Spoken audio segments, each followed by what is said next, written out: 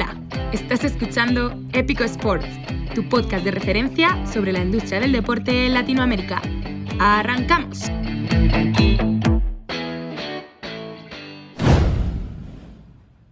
Amigos, amigas de Épico Sports, ¿cómo están? Mi nombre es Ricardo Díaz Cariño y bienvenidos a esta segunda edición del podcast de Épico.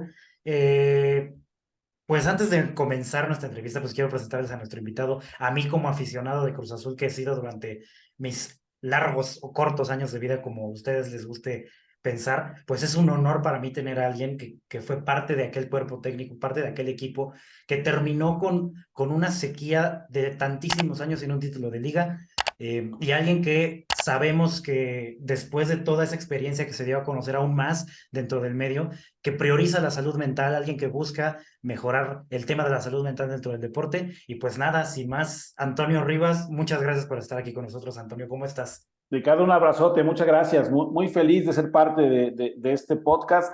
A la orden, con mucha ilusión de poder compartir y bueno, muy agradecido porque estos espacios nos permiten de alguna manera hacer del conocimiento de la gente un poco lo que hacemos y cómo lo hacemos. Y bueno, siempre verte con la playera es una ilusión para mí. Yo también soy aficionado de Cruz Azul de toda mi vida, entonces sufrí, lloré, pasé las que tú pasaste, entonces creo que hablamos de lo mismo y bueno, qué padre que pudimos darle una alegría de manera muy profunda a la gente de Cruz Azul, ¿no? Entonces, bueno, pues gracias por la invitación y muy contento de compartir con ustedes. No, gracias a ti. La verdad es que, pues, el enorme reconocimiento que te llevas por ser parte de ese equipo. Pero antes de adentrarnos más en esa historia, pues nos acabas de comentar que eres aficionado del Cruz Azul de toda la vida. Sí. Supongo que tu acercamiento al deporte fue a partir del fútbol en un principio cuando eras niño, ¿no? Sí, ese es el acercamiento. Yo siempre soñé con ser futbolista. La verdad es que no se me dio mucho. Hice un intento por jugar alguna vez en algunas fuerzas básicas, algo así, incluso de Cruz Azul. Estuve un tiempecito, pero no, la verdad es que no tenía las cualidades que se requieren para jugar en primera división. Y bueno, yo aficionado de toda la vida y siempre jugué, siempre fui alguien que estuvo practicando el deporte y siempre me encantó el fútbol y bueno, aficionado de Cruz Azul de siempre, pero de siempre. No tengo otro equipo. La verdad es de siempre y así fue mi acercamiento con el deporte. Así fue desde chiquito. ¿Y practicaste algún otro deporte aparte del fútbol? No, fíjate que yo crecí en una unidad habitacional en donde yo crecí en Tlatelolco, en la Claro. Ciudad de México, y la verdad que ahí teníamos como una muy buena cultura del deporte. Éramos chicos que todos practicábamos, pues todos los deportes, era como por épocas, y entonces era que venía, por ejemplo, ahora que el Super Bowl, y bueno, pues todos jugamos un poquito ahí de tochito en la calle, o que era de voleibol, o que era de básquetbol, es decir, practicábamos de todo. A mí me gustan mucho los deportes, yo practiqué casi todos los deportes más, digamos, comerciales, y me gustaba muchísimo, pero mi enfoque sí era siempre en el fútbol, y bueno, fue el deporte que más practiqué y el que más me gustaba. Claro. No, pues me queda claro que el acercamiento ahí existe, ¿no? Pero pues Sí. evidentemente pues uno de niño, pues si ya no tienes esa oportunidad pues, de llegar a un alto nivel deportivo, pues te queda pues el camino, pues el normal, por así decirlo, que es estudiar. Tú platícanos un poquito de tu formación académica. ¿Qué estudiaste? ¿En dónde? Sí, mira, yo estudié psicología, tuve dos etapas en la formación académica, una parte la estudié en la Universidad del Valle de México y después por cuestiones de trabajo y de mi edad, ya estudié yo en la Universidad Abierta en San Luis Potosí. Me graduó con ellos, mi título de psicólogo es en la Universidad Abierta y bueno, ya después estudio una maestría en desarrollo organizacional, y una serie de diplomados que me permiten mucho conocer la parte humana. La verdad que nosotros nos hemos especializado mucho en la parte humana y de ahí toda mi parte formativa, certificaciones en coaching de vida, en coaching ejecutivo, programación neurolingüística, análisis transaccional, habilidades directivas. Hay un montón de cosas que te van formando en el área de profesional y eso es lo que me permite tener una base teórica profesional, y ese es mi grado académico, que es de maestría en DO. No, pues, o sea, la preparación ahí la tienes porque aparte comentas que pues es mucho también trabajo con empresas además, ¿no?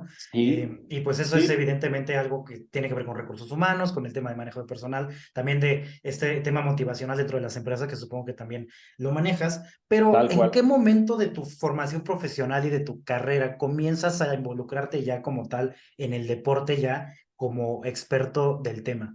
Fíjate que yo empecé dando cursos a nivel empresarial. Primero lo hacíamos de una manera muy social, en una cosa que es un contexto muy bonito a nivel social. Desde que yo era muy joven, tenía yo 17 años cuando empecé trabajando con jóvenes, y que era una parte que se llama Jornadas de Concientización Juvenil, en donde hablábamos de un montón de temas por fines de semana y trabajábamos con jóvenes. Era muy apasionante y muy divertido. La verdad que es una formación integral para mi vida muy básica y muy importante. Y aunque ya lo hacía de manera no profesional, ya por ahí del 95, 96 empezamos con la idea de formar una empresa.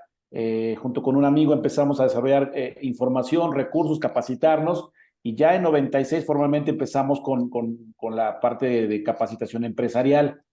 Eso me permitió, yo trabajaba en Pemex, yo tenía un empleo en Pemex, era trabajador de petróleos mexicanos, y me empezó más la cosquillita de equilibrar mi vida hacia lo que verdaderamente era mi pasión y mi vocación, lo que a mí me gustaba, yo disfrutaba, ¿no?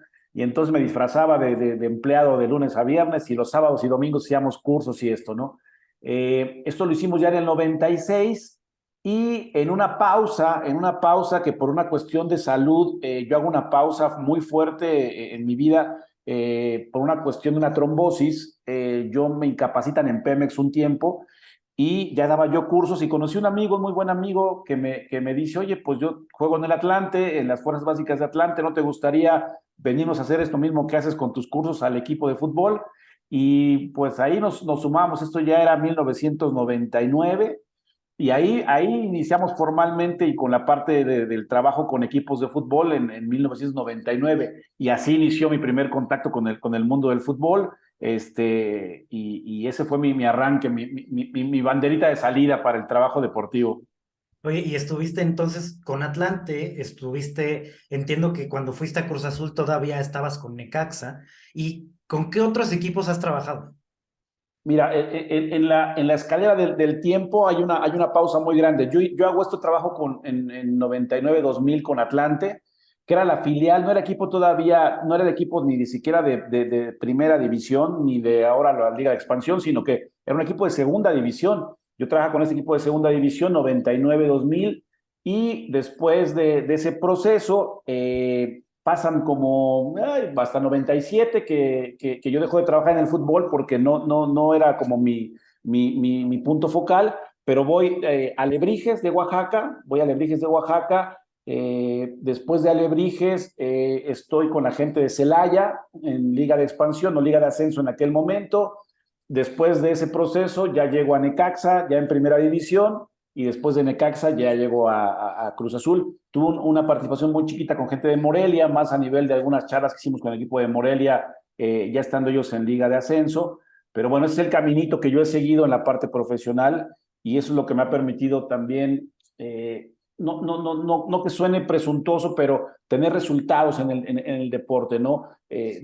Simplemente como para contextualizar, no por otra cosa y no por mí, sino por los jugadores, por todo lo que ha pasado en los procesos donde nos han permitido contribuir de manera larga y prolongada. Por fortuna hemos tenido los resultados del campeonato, ¿no? Es decir, campeonato con el equipo de segunda división de Potros y Tácuaro, que era filial de Atlante, campeones también con el equipo de Alebrijes, de Liga de Ascenso, y bueno, la parte de Cruz Azul, que bueno, también el campeonato. Entonces, a nivel de lo que hacemos en la parte humana, bueno, pues también vale hablar mucho de que no solamente es la contribución en cuanto a desempeño, sino que también los resultados han sido muy positivos, por fortuna, ¿no? Y todo esto, de veras, gracias a los equipos maravillosos, a las personas con las que he trabajado, que han sido profesionales de excelencia, ¿no? Claro, y un saludo para si alguien nos ve aficionados ya sea de Alebrijes, por supuesto, gente de Cruz Azul, gente de los Potros de Hierro, que sepa que tuvieron una filial que fue campeón con, Sí, con sí. Antonio. Y pues ya para entrar así a la carnita, a lo que queremos saber, pues tú llegas a Cruz Azul junto con el profe Reynoso en enero, después de una situación muy complicada que se vivió, pues, en aquella semifinal con Pumas, en las que se empieza ganando 4-0 en la cancha del Estadio Azteca, se termina perdiendo 4-0 en Ceú, se queda eliminado por posición en la tabla. Cuando llegas, ¿cómo sientes tú al plantel? Porque evidentemente fue un mover al equipo de tal manera que todos estos temas que sucedieron con la directiva, el tema Siboldi, el tema del ingeniero Velázquez que salió a decir que el equipo había jugado con un pecho frío enorme por culpa del técnico, sale el profe Siboldi, entra el profe Reynoso como bombero, viniendo desde Puebla con buenos resultados.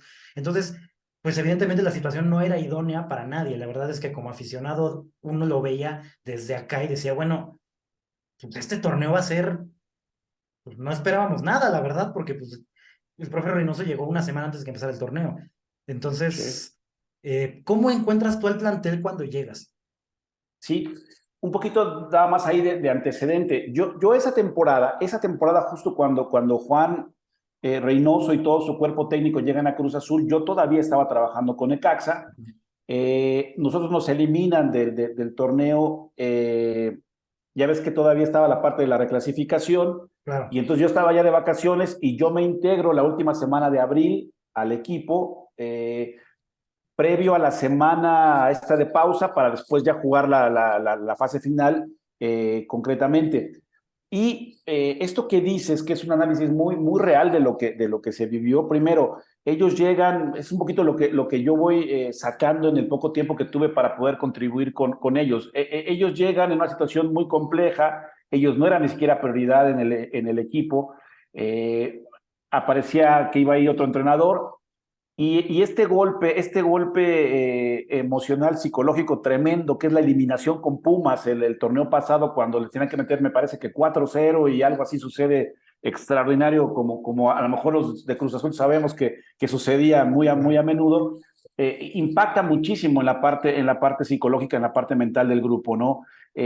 Pasaron varias cosas en el reacomodo interno de este equipo, y si recuerdas bien, este equipo rompimos un poquito, empatamos, me parece, con León o con Necaxa la mayor cantidad de triunfos, el equipo se manifiesta de una manera impresionante, teníamos un equipo muy robusto en todos los sentidos, y cuando yo llego, esto dicho por ellos, no por mí, se comentaba un poquito que esta parte que hacía falta en Cruz Azul para completar todo un esquema en los 4 grandes pilares del equipo, que era lo físico, lo táctico, lo técnico y lo psicológico, estaba un poquito no trabajada, ¿no? Y es un poquito, ellos hacen un sondeo desde diciembre, a mí me comentan que desde diciembre ya tenían un sondeo un poquito de quién era yo, pero bueno, lo hacen ya efectivo a partir del mes de abril, y yo recibo una invitación para colaborar con ellos, y bueno, se acomoda todo perfectamente, las directivas se ponen de acuerdo, y llego yo a encontrar este equipo tal como lo dices, en donde la primera situación que yo encuentro es que ellos, tanto el plantel, los jugadores, como el cuerpo técnico,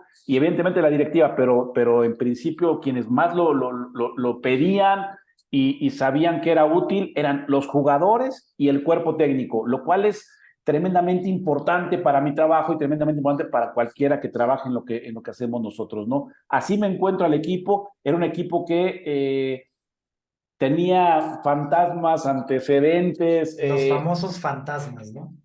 que teníamos que erradicar toda esa parte en poco tiempo, y la verdad que, bueno, así lo encontramos, para no ir adelantando, para no adelantar tus preguntas, así lo encontramos, y bueno, empezamos a sumar un poco con ellos, ¿no? Claro. Y pues, evidentemente, pues el equipo también, como comentas, ¿no? Esta parte de que tú llegas ya cuando empieza la fase final, pues el equipo, como dices, empata un récord de victorias de León, de 13 Sí, victorias, pero pues sí. todos llegábamos con este miedo de que pues, el equipo dirigido por Siboldi no había roto récord, pero había sido el primer lugar de la tabla también en su momento, llegó en cuarto lugar en su momento contra Pumas, o sea, era un equipo que jugaba bien, que era atractivo, y aún así quedó eliminado. Entonces, una vez que empieza la liguilla, que pues en el acomodo de la tabla está Toluca, se juegan unos cuartos de final contra Toluca, con todo el recuerdo, al menos a mí como aficionado, me recuerda aquella final que se perdió con el En penal penaltis. que le pega a Josgar Gutiérrez en la espalda, Sí, el sí. penalti que ataja Cristante a Alejandro Vela. Alejandro Vela. Ajá. ¿Cómo empiezas tú a manejar el tema de los... Porque los fantasmas de la final son una cosa, ya llegaremos a ello, pero los Sí. fantasmas de las eliminaciones anteriores, sobre todo la más reciente, la de Pumas, pero hay varias en la historia, ¿no? ¿Cómo empiezas tú? ¿Cuál es el primer paso para manejar este tipo de temas? Sí, lo primero, hay algunas cosas que por cuestiones muy profesionales no puedo tocar mucho, Claro, pero bueno, claro. te voy a hablar de lo que sí pasó en términos muy generales.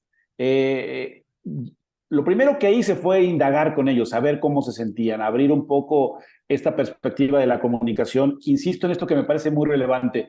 Ellos tenían muchas ganas y tenían deseos de trabajar la parte mental. Habían trabajado con muchas personas anteriormente, pero parece que hicimos un clic muy útil, muy positivo y que funcionó de primera instancia. Tú cuando trabajas en esto que trabajamos nosotros, sabes cuando hay un impacto, cuando no lo hay, cuando el grupo lo tomó bien, cuando el grupo no lo tomó bien, cuando hay algunos que sí. Acá fue impresionante la respuesta positiva de la colectividad. Mi primera sesión fue con todo el grupo y con el cuerpo técnico. Y a partir de esa sesión parece que como cuchillo de mantequilla pasaron muchas cosas buenas y ellos se tuvieron la gran disposición de contribuir.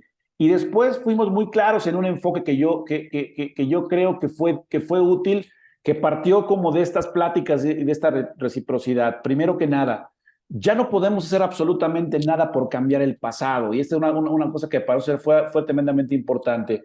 Había que cerrar la herida mental, la herida psicológica y lo que ella trajo de la derrota de Pumas. Eso era algo que todavía algunos jugadores en particular, a quienes se les achacó algunas cosas, la padecieron muy fuerte y había que arroparlos, habría que hacer un poquito de contención y subirnos a la empatía de lo que estaban viviendo y pasando y lo importante que era para ellos este salto hacia una nueva posibilidad de ser campeones. Una vez que cerramos el pasado y dijimos no podemos hacer nada por cambiarlo, tuvimos la mente muy clara. Era enfocarnos en el presente, ir partido a partido, ir todos juntos, unidos como familia. Y estos son los pilares fundamentales con los cuales trabajamos desde el partido previo a Toluca, que hicimos alguna sesión, todavía hicimos 2 sesiones previas al partido de Toluca, el primero, hasta la final de campeón de campeones ya en Estados Unidos contra León. Esta filosofía permaneció, fue un hilo conductor que nos permitió que cada sesión que hacíamos con los muchachos tuviéramos como una línea muy clara, ¿no? Y adicionalmente a eso, uno de los aportes que creo que también fue significativo desde la visión de ellos, no mía, pero bueno, de la visión de los comentarios de muchos de ellos, fue la parte que le dimos un peso muy específico a la vinculación emocional. Es decir, un equipo, una familia tiene que estar conectada por un montón de factores emocionales. Y fuimos sumando lo que nos fue pasando desde el primer partido hasta el campeonato y hasta el campeón de campeones, situaciones personales, familiares que repercutían positivamente porque reenfocábamos nuestra energía en beneficio de la colectividad, ¿no? Entonces fuimos trabajando poco a poco, fuimos trabajando partido a partido. El grupo era un grupo tremendamente maduro, tremendamente sensato, con un hambre de triunfo maravillosa, que nunca se volvió loco, que nunca se desbocó. Esto también un poquito el manejo y la instrucción de Juan, que fue tremendamente relevante, porque Juan en su liderazgo, que fue extraordinario todo este proceso, Juan siempre fue alguien que decía, no hemos ganado nada, vamos poco a poco, sigamos partido a partido, no nos desboquemos, no nos volvamos locos, y el grupo lo recibía de la mejor manera, y entonces fuimos de menos a más en las finales, ¿no? Entonces, es un poquito el contexto muy global de lo que pasó en esa época. Sí, claro, porque lo que comentas justo, qué bueno que lo comentaste, que lo iba a preguntar, pero qué bueno que lo mencionas, este tema de no subirse al ladrillo, ¿no? Que muchas veces pasa en todos lados, pero sobre todo en el fútbol mexicano, hay jugadores que de repente, pues pasó por decir a alguien con Eduardo Lachofis López, ¿no? Que de repente ya le decían el Messi mexicano y de repente pues, se desbocó y sentía que ya tenía el mundo ganado y no era ni titular en Chivas, ¿no? Pero bueno, es muy importante sobre todo este proceso que mencionas porque justo algo que te iba a preguntar y qué bueno que lo mencionaste, este de todos juntos como familia paso a paso, esta frase que es uno de los grandes pilares, como comentas, pues evidentemente se notaba en la cancha, incluso yo recuerdo aquella situación con el que vivió el Piojo Alvarado tan desafortunada con su esposa durante la final, se sentía un apoyo total y absoluto dentro de la cancha a Roberto, ¿no? Que Roberto. fue una situación tan complicada. Y pues esa parte, te digo que se vio durante la final, que se vio durante todo el torneo, como mencionas, el campeón de campeones en León, pero evidentemente eso tuvo que haber traído un proceso en el tema finales. Estamos hablando de que en 23 años la institución había perdido 6 finales de liga. Entonces, Sí. ese fantasma es diferente al del fantasma de Pumas, porque el fantasma de Pumas era algo sumamente reciente, algo que pues evidentemente nos había desgarrado, pero el fantasma final era un fantasma mucho más robusto, mucho más presente, mucho más pesado. ¿Cuál fue el proceso? Evidentemente, como dices, a grandes rasgos, porque hay cosas que no podemos saber, pero ¿cómo es el proceso? Evidentemente, de una parte cerrar la herida del pasado, pero ¿cómo llegamos al campeonato? Sí, sabes, hay algunas cosas que son muy relevantes dentro de este grupo en particular. Este grupo en particular, eh, a ver, déjame contarte un poco, ya hasta me emociono porque traigo a mi mente momentos que quizá para mi trabajo y para un aficionado como tú y como yo, y la gente que nos escucha, bueno, pues pueden parecer hasta parte de los sueños que uno tiene en la vida, ¿no? Yo evidentemente siempre soñé con trabajar con Cruz Azul, pero bueno, jamás me imaginé que iba a ser de esta manera y luego pasar por todo lo que vivimos, que ha sido maravilloso, ¿no? Pero bueno, cuando yo llego la primera vez, yo no conocía ni siquiera la Noria. Bueno, soy aficionado al Cruz Azul, pero no conocía la Noria. Mi primera reunión es con Juan y su cuerpo técnico en el vestidor de la Noria. Y para mí, ya encontrarme con Juan Reynoso, ya encontrarme con este cuerpo técnico que a lo mejor con Juan, porque era una referencia del primer campeonato que me tocó en el 97 con ellos, con este cuerpo técnico, con este grupo de jugadores, perdón, y después ver un poco ya al Conejo Pérez, trabajar con la gente que se pudo trabajar en el cuerpo técnico, que la verdad todos han sido un cuerpo técnico maravilloso, y me dicen, mira, a ver, ya te conocíamos, papá, y me dicen, ¿quieres conocer al grupo de una vez? ¿Te presento o te presentas tú? Es un poquito de antecedente porque es bien valioso lo que pasa en este primer contacto, ¿no? Y para mí, yo les digo a Juan, le digo, Juan, si quieres tú preséntame, y el primer contacto es al ladito del vestidor del cuerpo técnico está el vestidor de jugadores, ¿no? Y me dice, pues ya, pásale, están ahí los muchachos. Y entrar a este vestidor y empezar a revisar los rostros de la gente que hace una semana yo veía en la televisión, con los que jugué contra Necaxa, decir, esta es la gente que yo de alguna manera veo en la televisión, y empiezas a revisar, y yo hacía un análisis de la gente con la que estaba yo empezando a comunicarme, y te das cuenta de el prestigio, lo ganado, el tipo de seres humanos, pues empieza a conocer y de verdad te das cuenta que por eso ese equipo logró lo que logró, porque no solamente había un montón de calidad futbolística. Yo reviso hoy la gente que estaba, y bueno, para donde nos hagamos, desde atrás con Chuy, desde Pablo Aguilar, que es un referente, desde Cata, que hoy lo matan, pero Cata ha sido una institución, sé que a lo mejor mucha gente pueda quererlo o no, pero Cata es un tipazo y es un profesional a cabalidad, y ves para acá, y ves a Nacho, y ves a Juan, y ves a Vaca, y ves a Paul Fernández, y ves a Montoya, y ves el equipo que teníamos, y ves a Cabecita, y ves a Santi Jiménez. Dios, por todos lados estábamos, Orbelín, Romo, por todos lados estábamos plagados de figuras. Un equipazo. Figuras que hoy están impactando en otros lados, pero sobre todo con una conciencia del ser humano, con un enfoque muy claro, con una decisión de trabajar. Y por eso quería contextualizarlo, porque con ese tipo de personas me encontré. Y cuando te encuentras un tipo de personas tan profesionales, tan comprometidos, tan metidos, tan dispuestos, créeme lo que es muy sencillo. Y entonces empezamos a hablar un poco sobre qué sentía cada uno, cómo se sentía cada uno, cómo sentían lo que había pasado con Pumas, quién estaba dolido, qué pasaba de repente, qué cosas estábamos viendo positivas del uno del otro. No es sencillo, no es sencillo. Esto sí es una cosa que en el fútbol no es sencilla, que gente de tanta calidad pueda reconocer los talentos del compañero, porque a veces es hasta competencia interna natural dentro de un equipo, ¿no? Pero lo hicieron de tal manera, tan natural, se fue amalgamando con tanta cuestión emocional el grupo, que empezamos a hacer de verdad una unidad maravillosa. Y en los antecedentes que tú y yo conocemos perfecto y que los aficionados de Cruz Azul seguramente recuerdan, siempre decían que el equipo tenía una frialdad, tenía pecho fríos, un montón de cosas. Tú recuerdas los partidos, tanto la final como el partido que jugamos contra Pachuca. Hay momentos en donde hay conatos de bronca, en ambos, en donde la banca por completa sale y vamos a defender a nuestra familia. Estas son cosas que de alguna manera se fueron plasmando en la estructura del trabajo, es decir, nadie nos puede arrebatar el privilegio de soñar con lo que queremos alcanzar, pero nadie nos puede arrebatar que estemos juntos, que peleemos, que salgamos a morirnos por la gente que está al lado, atrás, junto, detrás de ti. Y este equipo, de verdad, en dos momentos muy claros aparte de todo lo que pasaba en el fútbol, pero en la parte mental, era un equipo que si tocabas a uno, te ibas a enfrentar con 25, 30 que salían a la cancha y querían matarse por su equipo, ¿eh? Y lo hicieron en momentos muy importantes, incluso a nivel psicológico dentro de los partidos, que nos ayudó muchísimo a lograr resultados, ¿no? Entonces, la verdad que es muy grato porque estos chicos lo hicieron de manera extraordinaria y querían todos y lo deseaban todos. Entonces, también fue un factor bien importante.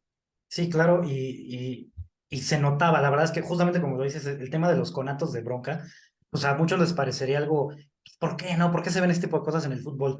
Pero cuando tú revisas en otras ocasiones, en años anteriores, cuando había ese tipo, como sucedió con el América en su momento, que Tal había cual, conatos de bronca y los de la banca, pues se quedaban en la banca, ¿no? tal cual. Y yo recuerdo perfecto aquel conato de bronca en el que se mete Santi Jiménez con el tema de Doria al final. Sí, sí, Salieron sí. todos, ahí se metió el profe Reynoso, yo me acuerdo del Shaggy repartiendo zapes, o sea, sí, o sea, estaban todos ahí metidos porque sabían que estaban a nada, pero antes de llegar a este momento en el que se levanta el título, Sí, hay que recordarle un poco a la gente que yo he visto, bueno, al menos yo he visto la final de vuelta por lo menos 3 veces, sí. y me parece muy sorprendente cómo el primer tiempo fue un muy mal partido del equipo, fue de verdad de los peores 45 minutos del torneo, pero el segundo tiempo fue un cambio completo. Fue una cosa impresionante que yo en Cruz Azul no había visto en 24, 25 años que tengo de verlo. Obviamente no se puede decir sabemos secreto a voces qué se dijo, ¿no? Pero, ¿cuál fue el proceso ahí? ¿Qué cosas no que se dijo, sino más bien, cuál era la estrategia dentro del vestidor en el medio tiempo en esos 15 minutos que tienes? Porque son 15 minutos, estamos hablando de que no es una hora, son 15 minutos. O sea, ¿cuál es el proceso ahí? Cuando, cuando, cuando bajamos, normalmente yo con este cuerpo técnico en particular, lo cual es un privilegio, me permitían estar inmerso en absolutamente todo, ¿no? Cada partido después de eso y durante todo el año siguiente que trabajamos con Cruz Azul, jamás hubo una limitante para mi trabajo, entonces cada medio tiempo yo bajaba a escuchar un poco lo que pasaba, para si había necesidad de hacer alguna cuestión, de platicar con alguno, etcétera. Pues es muy sencillo lo que pasó. Ellos bajan, normalmente ellos bajan, hay un intercambio de palabras entre ellos, muy, muy positivo, muy claro no estamos haciendo las cosas correctamente, y después hay una especie como de silencio reflexivo en el vestidor. Juan normalmente dejaba este tiempo para que ellos pudieran descansar mentalmente, llegaran y estuvieran como al 100%, y después él tomaba la palabra, ¿no? Pero en esta ocasión Juan lo vio, Juan llegó directamente, tomó la palabra y yo sí ahí totalmente, fue el liderazgo de Juan, fue las palabras de Juan, fue forma y fondo en lo que significaba estar jugando una final, en lo que significaba poner lo mejor de cada uno en beneficio de un resultado colectivo, de trascender, de que nadie podía venir a arrebatarnos lo que le pertenecía a Cruz Azul y lo que se había generado durante la temporada.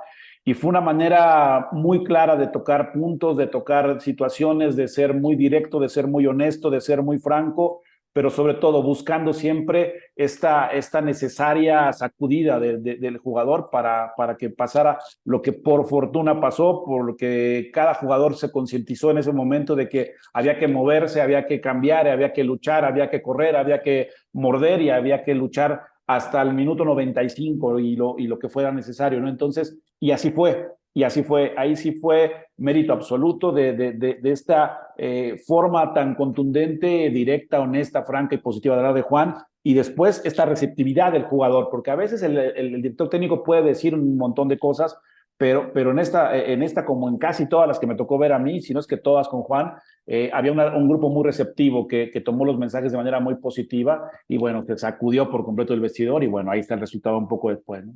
Sí, claro, y si se termina la temporada con un campeonato, se gana el campeón de campeones contra León, pero luego viene una situación muy compleja que pues escapa muchas veces al control de cuerpo técnico, que es el tema directiva, el tema cómo se viene a cambiar el sistema de trabajo con una directiva que venía llegando y de repente ya se sienten pues ya dominadores del equipo y el equipo se empieza a resquebrajar porque muchas piezas se empiezan a ir. El último semestre de Juan fue muy complicado justamente por eso, por el tema que se fue Cabecita, que se fue Romo, que se fue Orbelín, que se fueron varios. Entonces, ¿qué pasó ese último año que se falló?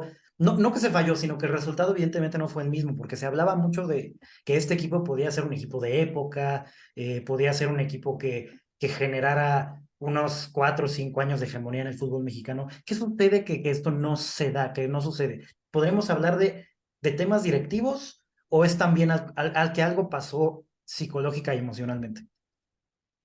No, yo lo atribuyo. Normalmente la parte directiva es muy compleja. En un equipo como Cruz Azul es muy, muy complejo. Es muy complejo. La parte directiva es muy difícil meterse en exactamente qué sucedió y qué pasó, porque eso solamente lo saben ellos. Evidentemente, muchas piezas importantes se fueron del equipo, pues porque evidentemente al tener un desempeño tan elevado en el torneo, bueno, vinieron ofertas importantes, interesantes para ellos. El equipo me parece que ya no se renueva en la inercia colectiva que tenía, porque muchas piezas importantes se empezaron a ir, y quizá la gente que llegó tenía otra visión y era retomar una fuerza que no se tenía. Incluso, si recuerdas, todavía ya avanzado el campeonato, algunos jugadores que ya habían iniciado el proceso con el equipo, se van, vienen buenas ofertas por ellos, algunos se van porque tiene esta legítima anhelo de crecer o de regresar a equipos en donde son ahora figuras. Y bueno, eso acaba por afectar, acaba por influir. Me parece que el equipo se mostraba con la misma actitud, con el mismo deseo, y sin embargo, las piezas, los recambios, las posibilidades estratégicas que le brindaban a Juan, quizá en este momento no fueron las mismas. Y bueno, sí hay una serie de cambios en la institución que solamente el jugador cuando está dentro sabe lo que le puede repercutir, porque sí existieron cambios que ya no permitieron que fluyera de la mejor manera, ¿no? Entonces, yo creo que es como una serie de factores que se unen, y aunque el cuerpo técnico y los jugadores que estábamos después del campeonato sentíamos este anhelo y este deseo de hacer un equipo de época. De hecho, así era un poquito la planeación estratégica para el siguiente año, era enfocarnos en eso, ¿no? En cuando menos hacer un bicampeonato, en hacer crecer este equipo e irlo fortaleciendo. Pues las condiciones se fueron cambiando y ya no fue posible como nos hubiera gustado, ¿no? Claro.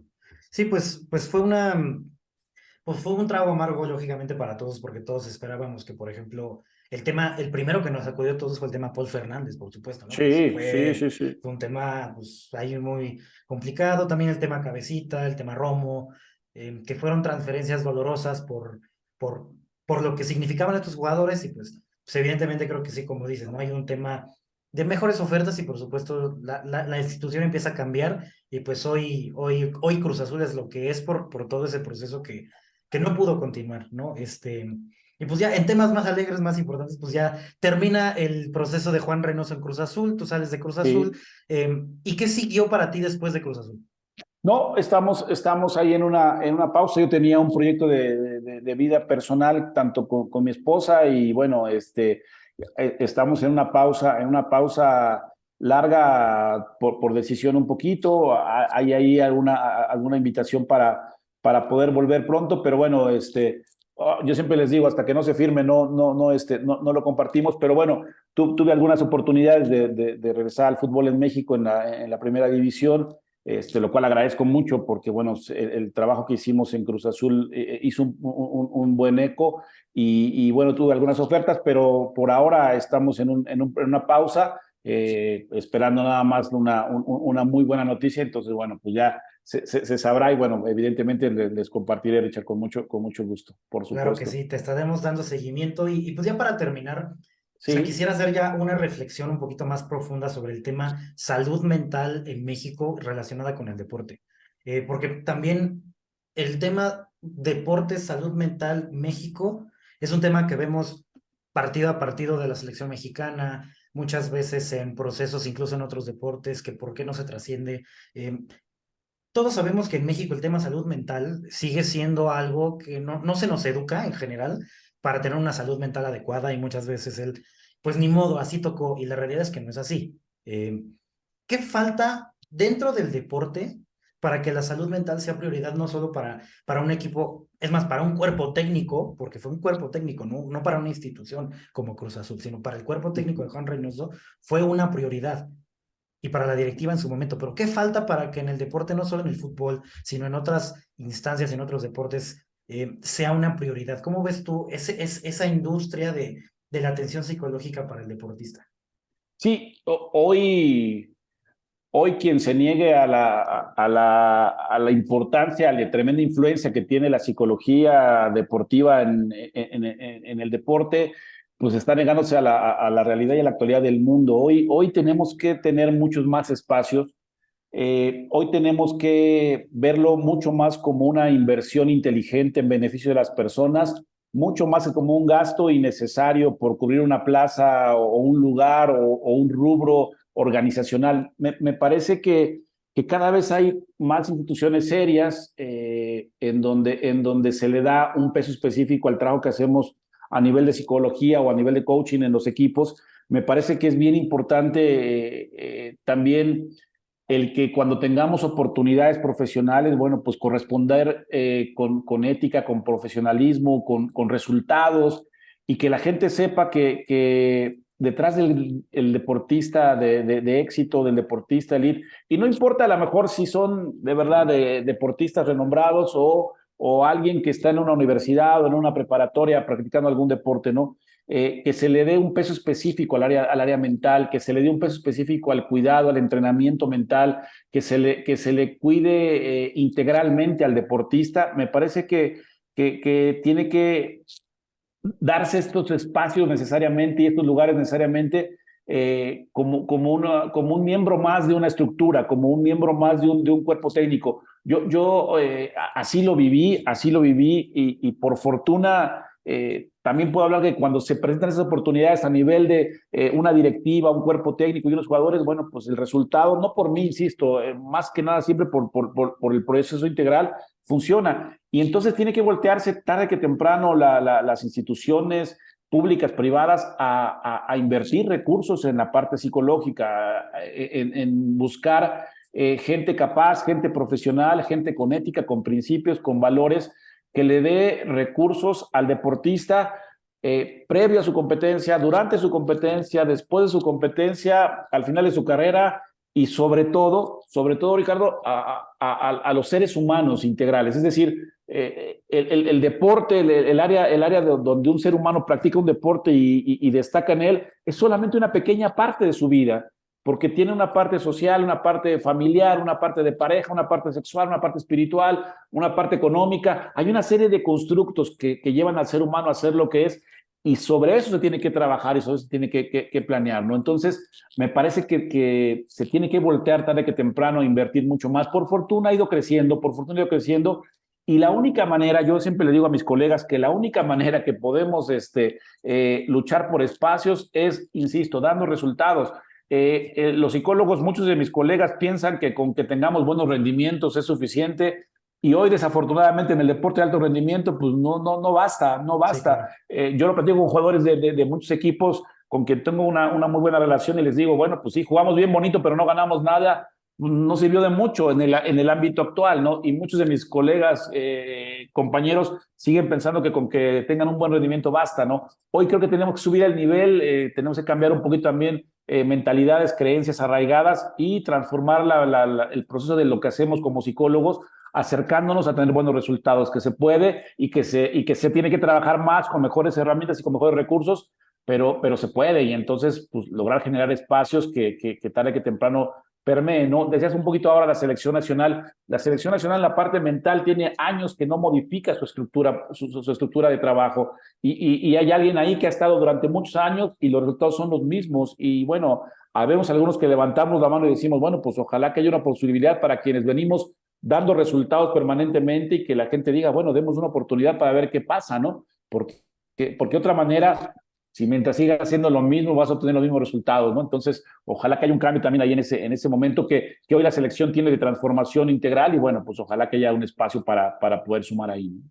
Claro, y como dices, pues justamente, o sea, recordando un poquito todo lo que has mencionado, que es muy importante, este tema de que recordarles a los que nos escuchan que los deportistas no son robots, ¿no? Que son personas, que Sí, tienen sí. familia, que tienen amigos, que tienen una vida detrás del deporte, que también es importante y que muchas veces situaciones personales pueden afectar el rendimiento y ese tipo de cosas, pues no son robots, no están obligados a dar los resultados si no están bien. O sea, hay una Sí. parte mucho más importante que es esa, ¿no? Y justo lo que comentas, el tema también final del tema de resultados, creo que sí es importante que sobre todo se cambie, o sea, no ser resultadista, pero tampoco, o sea, que el proceso vaya acompañado tanto del resultado como de la forma, ¿no? Y creo que eso es Claro. algo que si se ha logrado en una institución como Cruz Azul, se puede lograr en una posición mucho más alta, como puede ser la misma selección nacional, que todos nos quejamos de la selección nacional, jugamos como nunca y perdemos como siempre. Pues bueno, ¿no? Ahí están. Sí, lo dices, sabes que me gusta mucho lo que dices, especialmente en la parte de, a ver, tú y yo y la gente que nos escucha, mucho los que nos escuchan, somos aficionados al fútbol y vemos que hay 11 tipos en la cancha contra otros 11 tipos en la cancha y exigimos por el pago de un boleto, por lo que por 90 minutos en la televisión, que sean perfectos, que sean robots, que si tienen una oportunidad la metan sí o sí, que no tengan errores. Es decir, me parece que es bien importante voltear a ver a la persona que practica un deporte y saber que detrás de ese que hoy vemos 90 minutos en la cancha y que la gente pueda decir que tienen comodidades y salarios y un montón de cosas, creo que hay un amplio desconocimiento de la realidad individual, familiar, personalísima de cada jugador. Y sobre ella creo que sí hay que profundizar más para ganarse un poquito más este comentario más justo, más equilibrado, de personas que pueden estar pasando los peores momentos de su vida y que les exigimos que den el mejor resultado de su rendimiento y de sus resultados en la cancha, ¿no? Creo que tenemos que ser un poquito más mesurados, simplemente al conocer tan de lleno lo que vive un deportista, un jugador, de verdad que me gustaría mucho que la gente fuera un poquito más equilibrada, simplemente más justa en evaluar condiciones que ni se saben, ni se entienden, ni son del dominio público y que a veces solamente estando en la intimidad con ellos te das cuenta cómo están viviendo circunstancias tan complejas, físicas, mentales. Hay un montón de circunstancias y de variables que influyen para que los muchachos pues den su mejor resultado. Entonces, sí creo que valdría la pena ser un poquito más justos, más equilibrados y más ecuánimes en cuanto a los juicios que hacemos con un deportista, porque bueno, bien lo dices, comparto al 100%, no son robots, no son perfectos y bueno, habrá que verlos desde el perfil mucho más humano, ¿no? Mucho más integral. Claro, por supuesto. Pues Antonio, antes de despedirnos, agradecerte muchísimo. ¿Algo que quieras anunciar, redes sociales, algún proyecto que tengas? No, agradecerles muchísimo. La verdad que yo les agradezco mucho, agradecerte a ti, agradecerle a Olín Guerrero. La verdad es que es un amigo de muchos años al que quiero mucho por el proceso de llevarme a sus cámaras, a sus micrófonos, esta posibilidad. Y no, poner a las órdenes si alguien quiere conocerme o platicar o alguna cuestión. Estoy a sus órdenes. Te doy mis redes sociales. Estoy en Twitter como @G de gato y luego todo mi nombre, Antonio, y luego Rivas. Es GI Antonio Rivas. Ese es el de Twitter. En Instagram estoy como G Antonio Rivas, es @GI Rivas, así estoy. ¿Sí? Y sí, GI Rivas. Y en Facebook como Antonio Rivas. Y bueno, estoy a la orden si a alguien le interesa la parte de psicología deportiva, de coaching deportivo, y bueno, es aficionado al Cruz Azul o no, y bueno, pues quieren contactar algo, pues estoy a la orden con mucho gusto, agradecerles mucho el espacio, el tiempo y el foro, y bueno, siempre a la orden para ustedes, y más para los aficionados de Cruz Azul, con mucho gusto, ¿no? Con mucho gusto, y bueno, ya te haré llegar ahí un presentito en su oportunidad con Olín o algo, pero bueno, te haré llegar no sabía que eres aficionado a Cruz Azul, pero bueno, qué bendición. Y bueno, por ahí te haré llegar un regalito a medida que nos pongamos de acuerdo, con mucho gusto, Richard. Claro que sí, igual muchas gracias Antonio, muchas gracias. Ya escucharon amigos de Épico Sports las redes sociales de Antonio para que vayan a darle follow. Pues yo me despido, mi nombre es Ricardo Díaz Cariño, te agradezco una vez más Antonio por estar aquí con nosotros en Épico Sports. Ya saben, vayan a leernos en epicosports.com, en Instagram y en Twitter como @Épico Sports, en Facebook nos encuentra como Épico Sports. Y muchas gracias a todos por vernos, por escucharnos. Hasta la próxima.